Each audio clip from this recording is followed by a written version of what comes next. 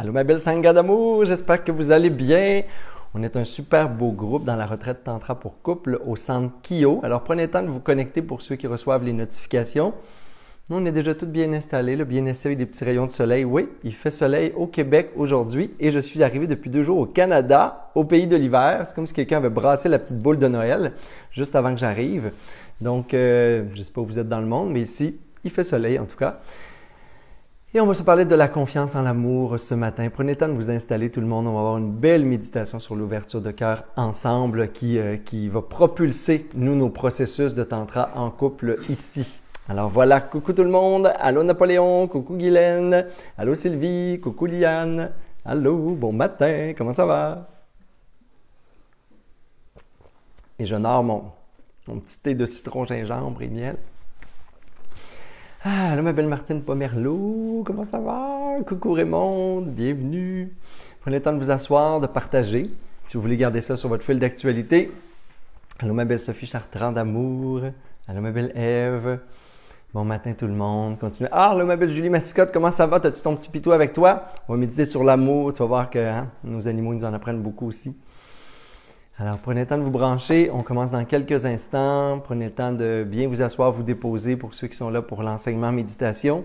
Je prends peut-être le temps de vous rappeler que la posture d'écoute dans les traditions bouddhistes, c'est déjà une forme de méditation. Lorsqu'on reçoit un enseignement, on est déjà dans une posture où on ouvre le cœur et on reçoit et on laisse les mots, l'enseignement se déposer. Un peu comme on lit un livre de développement personnel ou pour la 48e fois, l'alchimiste ou le prophète de Khalil Gibran ou je ne sais quel autre. C'est aussi une posture d'écoute intérieure. C'est comme une posture où on essaie de ne pas créer trop d'agitation dans l'esprit et on laisse se déposer. C'est comme si on était imprégné des mots, de ce que ça veut dire la phrase, de ce qu'on ressent à l'intérieur quand on reçoit le message, une sagesse. Dans le bouddhisme, on appelle ça le dharma. Alors aujourd'hui, c'est sur le dharma du cœur parce que c'est la confiance en l'amour. Alors là, c'est pas un Bouddha courroucé ce matin, mais c'est presque ça. On va se parler là, de l'amour et de la confiance en l'amour et je dirais de cette urgence de ramener de l'amour dans notre vie de tous les jours. Tout le monde cherche l'amour. C'est une bonne question d'ailleurs. On cherche encore l'amour aujourd'hui? Parce que pour trouver quelque chose, il faut probablement se demander si on le cherche vraiment.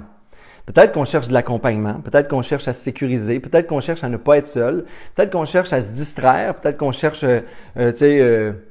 un échappatoire, quelqu'un qui est là quand on fait des activités, une sexualité de fin de semaine. Peut-être c'est ça qu'on cherche aussi. Parce que des fois, j'ai l'impression qu'on ne cherche pas beaucoup l'amour. Parce que quand on cherche quelque chose, vu qu'on est tout intelligent, on le trouve. Mais je pense pas qu'aujourd'hui, on est beaucoup dans une quête amoureuse. Je pense que la quête amoureuse, pour la plupart des gens, peut-être pas pour vous, ma belle Sangha d'amour, là, mais pour la plupart des gens, j'ai pas l'impression que la quête amoureuse est au centre de notre vie, est au centre de notre expérience humaine beaucoup. On est à la recherche de plein de petites choses, puis peut-être qu'on passe à côté de la grande quête.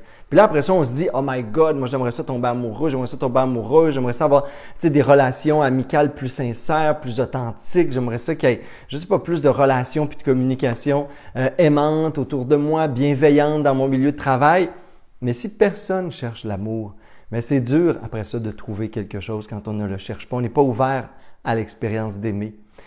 Et je trouve que l'élément clé qui nous manque en ce moment beaucoup, puis je parle de moi aussi, là, c'est cette confiance. Ah, je pense que c'est Jules qui est dehors. On a un beau petit chien ici là, qui jappe. On dirait que je suis au Mexique, hein? Ça vous rappelle des souvenirs? Moi aussi. C'est cette confiance en l'amour.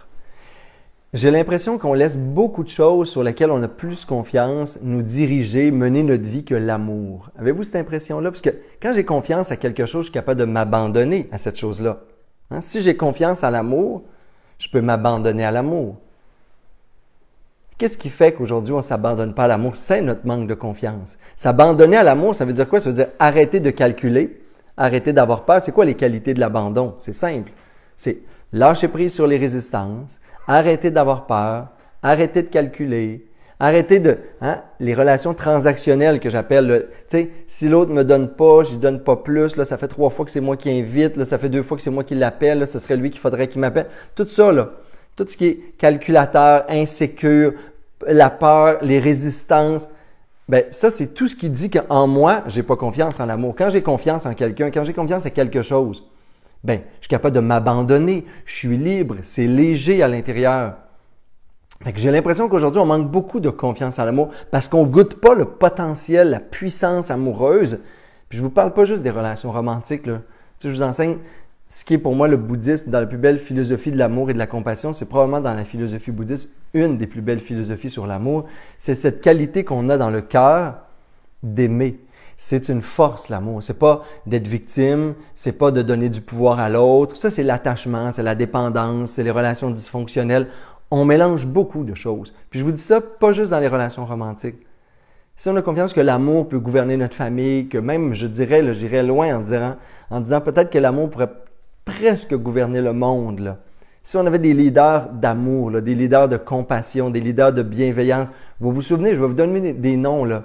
Il y a eu de ces leaders-là d'amour, hein, des Nelson Mandela, des Martin Luther King de ce monde, qui ont amené la planète, des Gandhi, qui ont inspiré l'amour, la paix, une sorte de liberté, de solidarité humaine à tous les niveaux.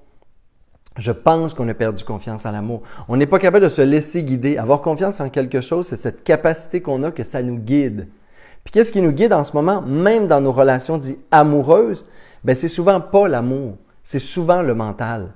C'est souvent les idées. C'est souvent l'ego. C'est souvent mes blessures, mes frustrations, mes peurs qui prennent le dessus dans mon quotidien. Puis si c'est pas souvent, bien même si c'est juste un peu, c'est peut-être trop. Parce qu'il s'agit qu'à un moment donné, ils prennent l'espace, puis qu'ils prennent tout l'espace, puis que là, on tue l'amour. On tue la possibilité du cœur de gouverner, d'être souverain dans la relation, de finalement envoyer toute sa sagesse. Parce que pardonner, c'est quoi? C'est un acte d'amour. Rire, sourire, c'est un acte d'amour. La tendresse, c'est un acte d'amour. La douceur, c'est un acte d'amour. Aimer, donner, partager, c'est des actes d'amour. Ça devrait être naturel, simple, léger, sans que le mental puis l'ego compliquent l'histoire, là. Aujourd'hui, on a perdu, je pense, même cette aspiration. Ça va plus loin que, selon moi, on a perdu la capacité d'aimer là, au sens spirituel du terme. Aimer devrait être une expérience de guérison, devrait nous permettre de laisser comme l'énergie la plus puissante en nous, là, dans le cœur. Là. Aimer, c'est dans le tantra, c'est dans le bouddhisme, c'est dans à peu près toutes les traditions du monde. Je parlais à un chaman, on était dans la jungle il y a quelques semaines, puis on faisait des expériences là, de transe et de transcendance.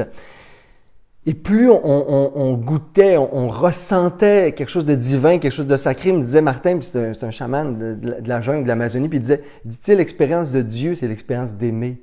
C'est une expérience sentie. Tu sais, puis quand tu vas sentir que tu aimes le monde, puis que le monde est en toi, ben tu vas avoir réalisé Dieu en toi.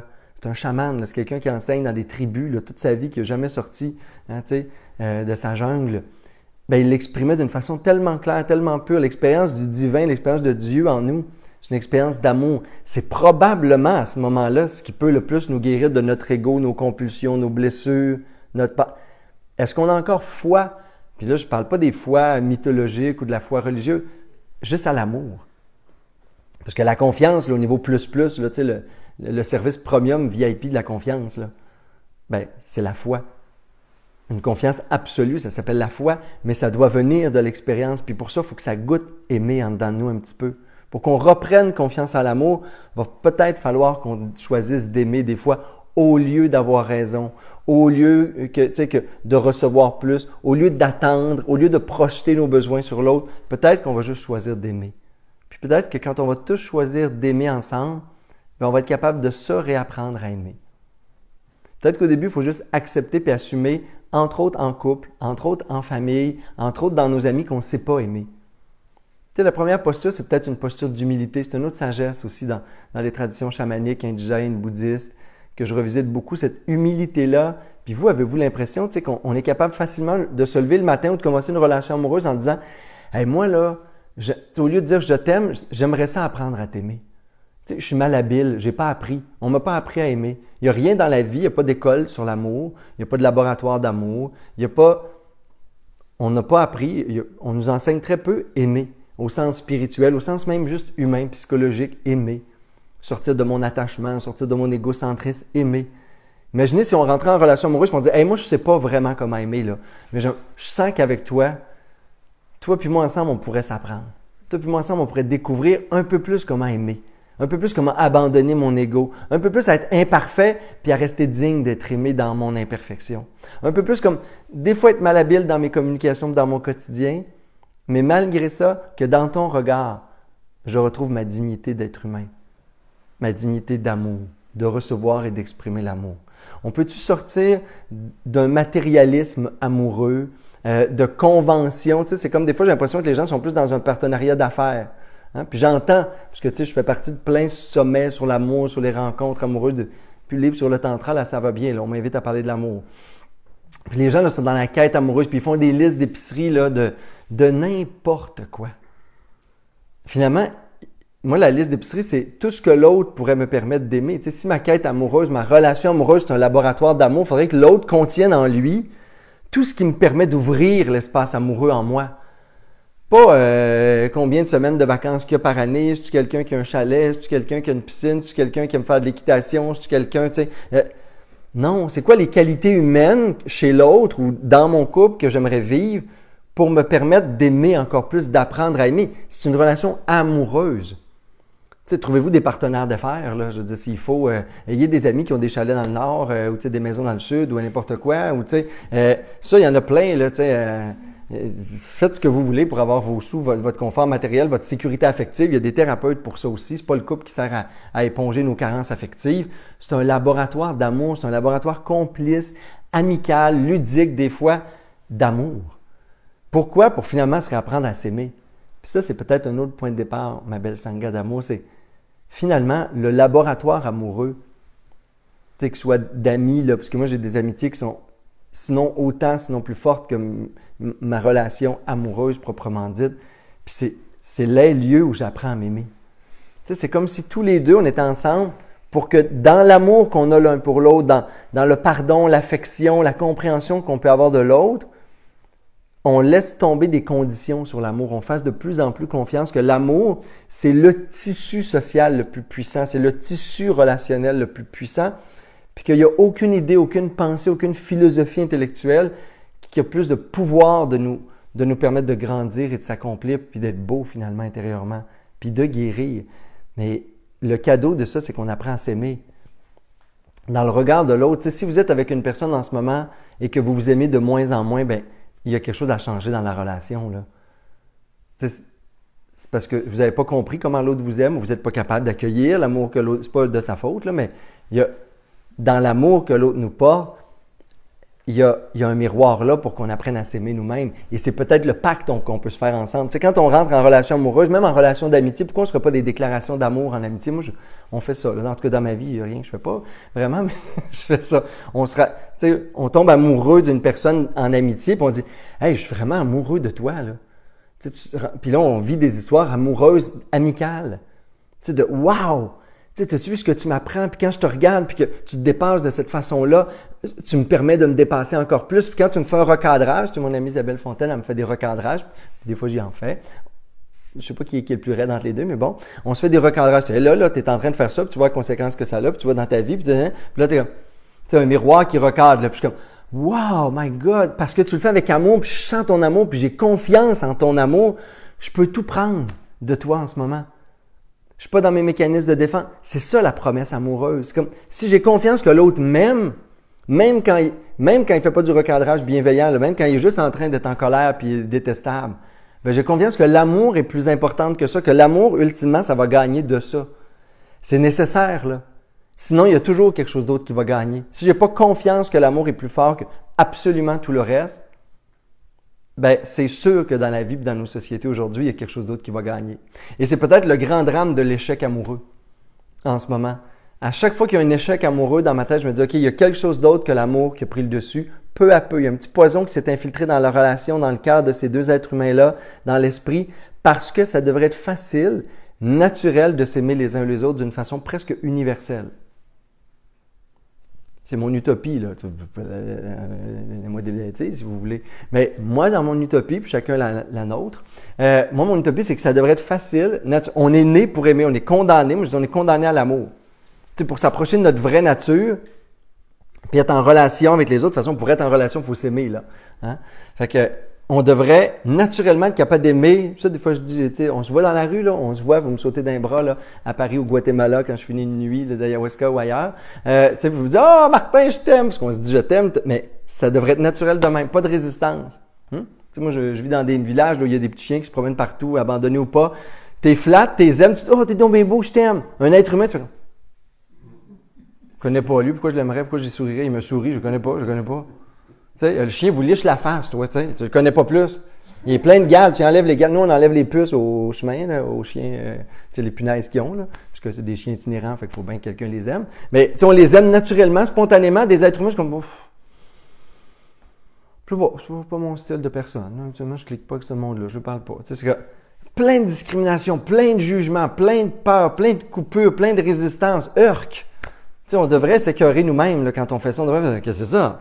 Au moins, j'aurais le désir de nettoyer, de n'enlever un peu, de faire quelque chose. C'est pas naturel. Si on se voit pas, puis on fait pas, voyons, c'est pas, ce que c'est que je suis en train de faire là, c'est complètement abject, c'est presque pervers au sens humain, là. De me couper autant que ça de mon potentiel d'aimer, de mon potentiel d'amour. Alors aujourd'hui, on médite sur l'amour. Puis on regarde, c'est quoi nos petits blocages sur l'amour? Qu'est-ce qui fait qu'on ne peut pas laisser, hein?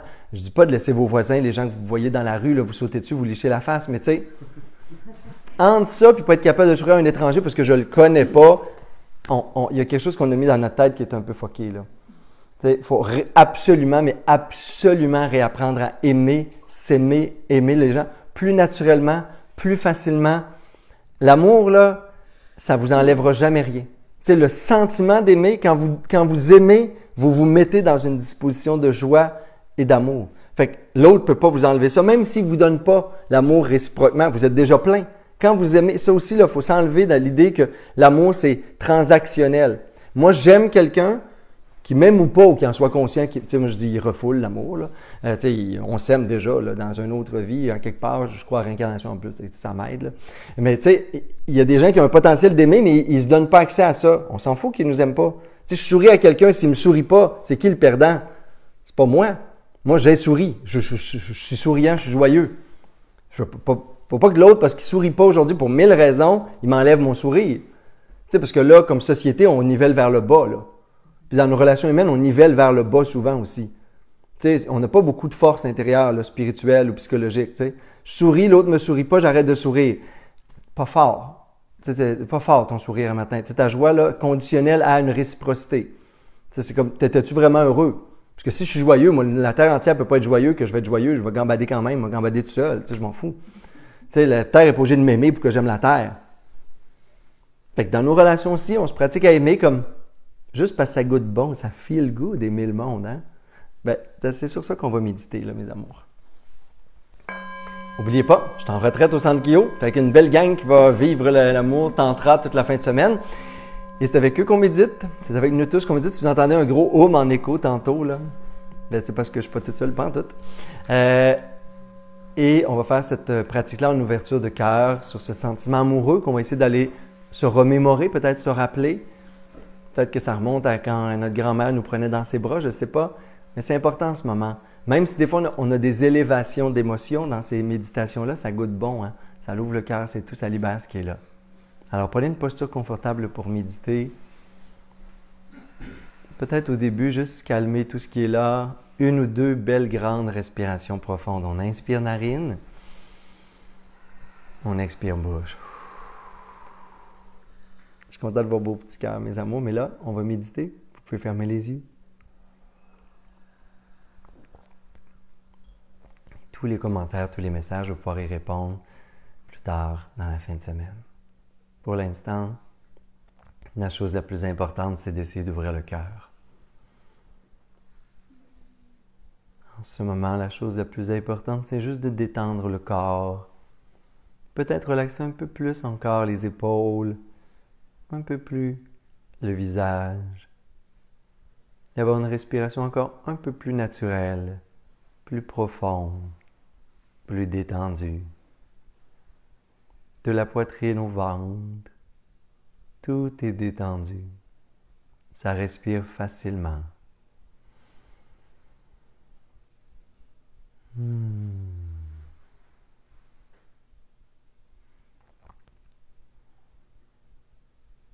Je peux me déposer dans le cœur comme si je laissais, ou je pouvais même voir un lac. Et je dépose un petit caillou, un petit cristal à la surface du lac. Et j'imagine que je descends au cœur, comme ce petit caillou qui descend. Et je le suis, et je me laisse me déposer.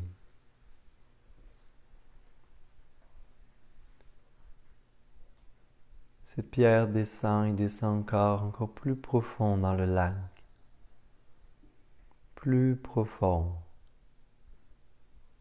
dans mes propres profondeurs, au cœur, et ça descend, ça descend.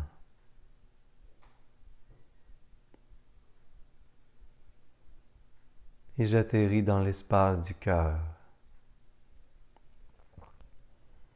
et ça respire.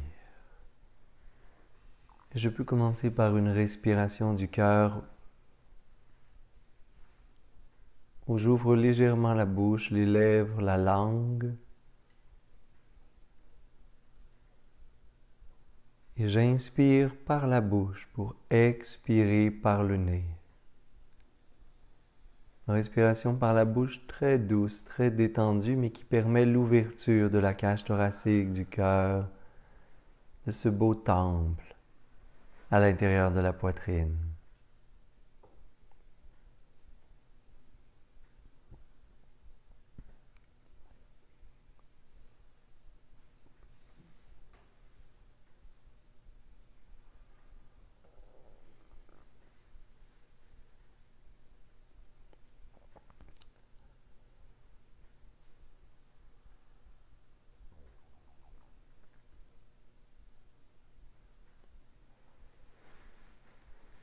Et c'est comme si chaque inspiration par la bouche devenait une petite gorgée de nectar ou d'eau lumineuse qui descend et purifie le cœur.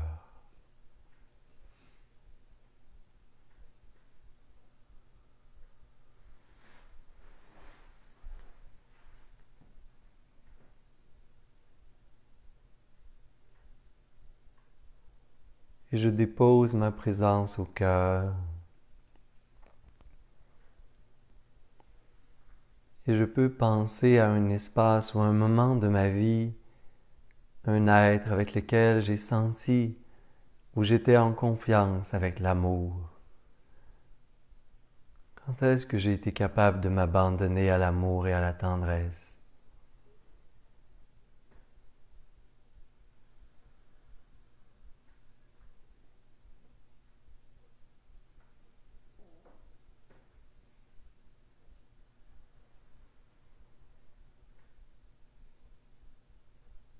Allez rechercher ce contact avec l'esprit de l'amour dans votre cœur.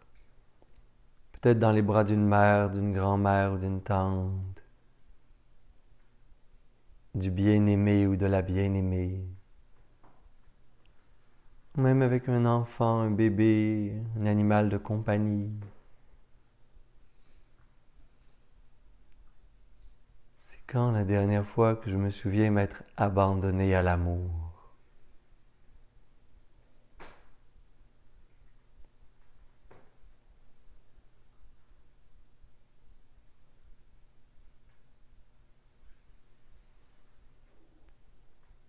Et je replonge dans cet instant. Et je revisite peut-être même les odeurs, les sensations sur ma peau.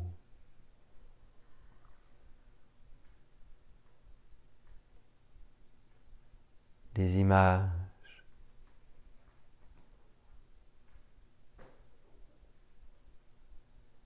Et surtout,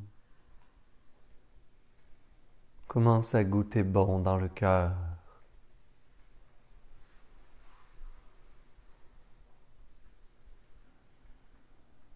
Qu'est-ce que ça goûte la tendresse?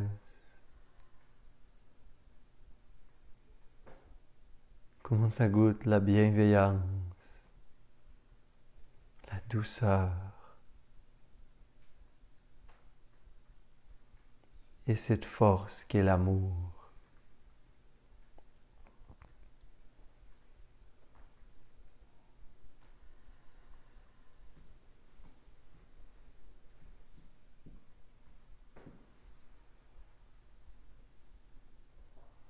Et je reste avec l'état d'amour. Je ne verse pas dans la nostalgie, le souvenir ou la mélancolie. Mon intention est d'aller ressentir cette force, cette lumière, cet espoir au cœur.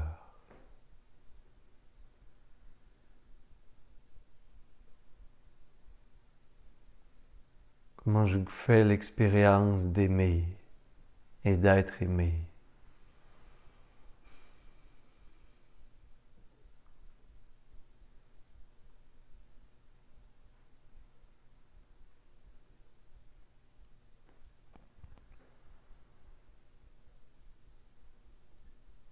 C'est où le plus loin que je me suis approché de cette réalité, cette expérience de m'abandonner à l'amour, d'être complètement habité d'amour.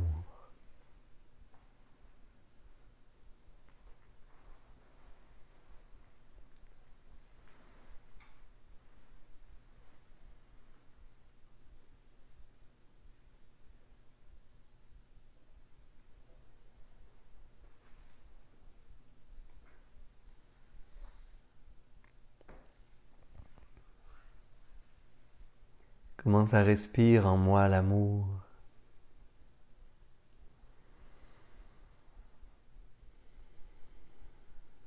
Comment ça pense dans mon esprit quand ça aime. Comment c'est libre dans mon être, aimer, être aimé.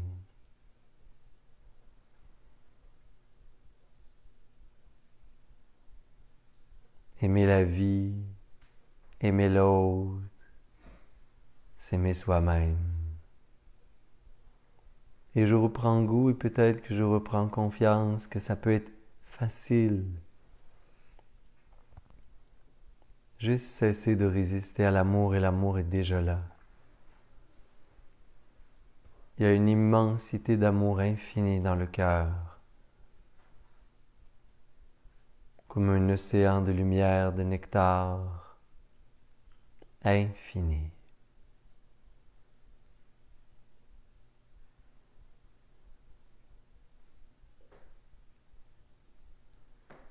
Est-ce que je peux aspirer, ne serait-ce que pour cet instant? Est-ce que je peux aspirer à reprendre confiance à l'amour? À me rappeler que c'est là. C'est toujours là. Comme un Bouddha au cœur.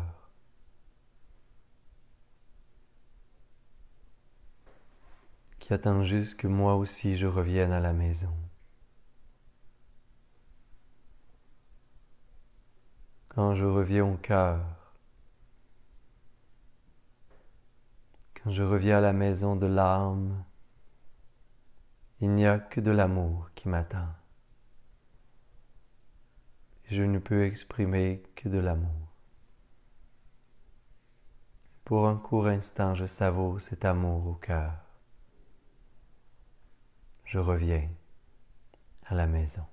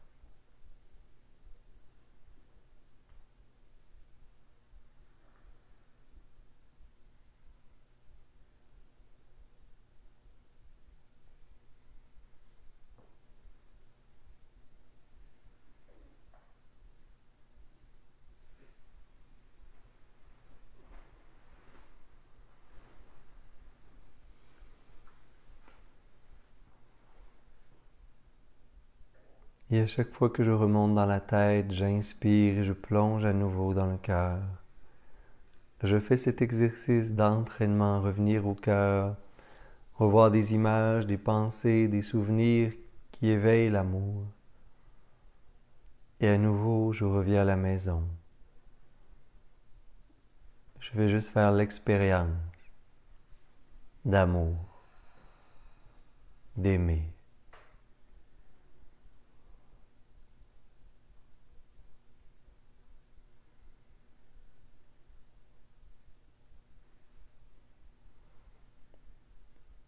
Et je me rappelle qui je suis.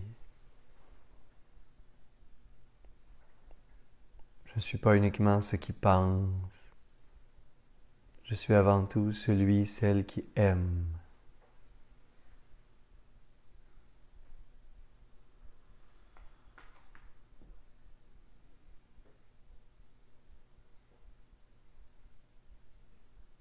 Peut-être que je peux même me dire que je suis amour. Quand je libère tout le reste, il ne reste que de l'amour.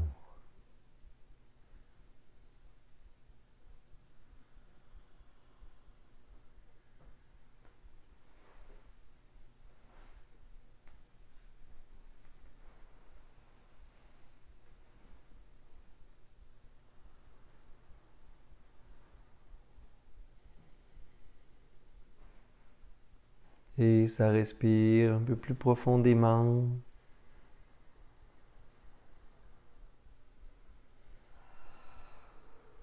On peut libérer doucement l'objet d'attention.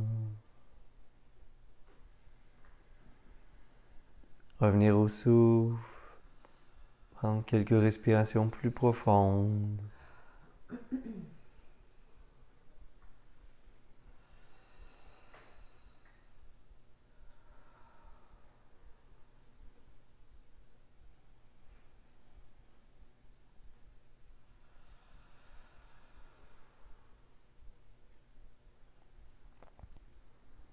Et vous pouvez amener un léger sourire sur les lèvres, comme pour vous remercier d'avoir fait cette méditation. Amenez les mains en namasté ensemble, les frotter légèrement.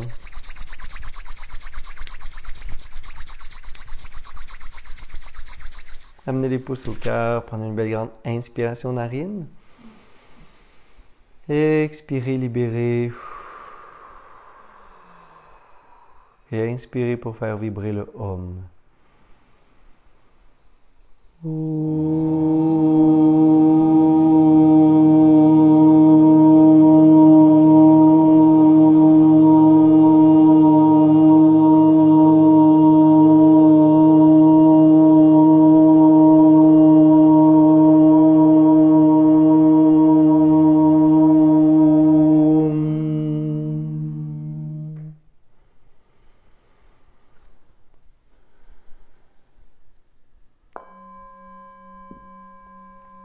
Namasté.